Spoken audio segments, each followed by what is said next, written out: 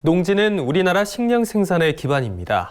하지만 경지 면적은 매년 최저치를 갈아치우고 있고 식량 자급률도 하락세를 면치 못하고 있습니다.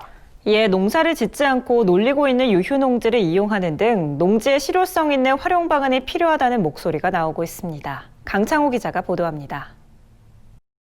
매년 빠른 속도로 사라지는 농지 전용 문제가 우리나라 식량 안보를 위협하고 있습니다.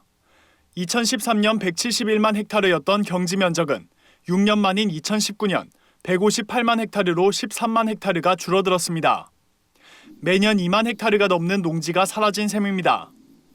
2010년 이후 경지 면적 감소폭은 더욱 가팔라졌습니다. 빠른 속도로 농지가 사라지며 우리나라 식량 안보는 더욱 위태로워지고 있습니다. 서삼석 더불어민주당 의원이 농림축산식품부로부터 제공받은 자료에 따르면 2019년 곡물 자급률은 21%, 식량 자급률은 45.8%에 불과한 것으로 나타났습니다. 2013년 이후 6년 만에 최저치를 기록한 겁니다. 이 같은 자급률은 농식품부의 농업-농촌 및 식품산업발전계획에 명시된 목표치에 크게 못 미치는 수치입니다.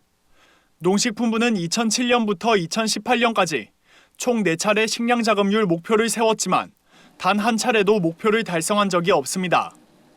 이에 농지의 효율적인 관리를 통한 식량 자급률 제고가 필요하다는 주장이 나옵니다. 서삼석 의원은 농식품부가 농사를 짓지 않고 놀리고 있는 농지 현황조차 제대로 파악하지 못하고 있다고 지적했습니다. 서삼석 의원이 농식품부로부터 제출받은 자료에 따르면 농식품부는 2021년 정부 예산안에 유휴농지 실태조사 예산 10억 원을 8년 만에 처음으로 편성한 것으로 나타났습니다. 농식품부는 유휴농지 실태조사를 통해 10만 헥타르에서 20만 헥타르 농지에 대한 항공사진 판독을 거쳐 2만 헥타르에서 4만 헥타르에 대해서는 직접 현지 조사할 계획입니다. 복구가 가능한 것으로 선별된 농지는 공공임대 농지 등으로 매입하거나 임대 수탁 사업을 통해 청년농을 대상으로 임대할 방침입니다. 문제는 조사 시기입니다. 유휴농지 실태조사 예산이 반영된다고 해도 현지 조사까지 수행하고 이를 기초로 정책 사업을 추진하려면 최소 1년 이상 소요될 것으로 전망됩니다. 이에 서삼석 의원은 매년 농지 면적이 줄어드는 가운데 2013년 조사 이후 8년 만에 유휴농지 실태조사에 나서는 것은 늦장 대응이라고 지적하며 조사를 정례화해야 한다고 주장했습니다.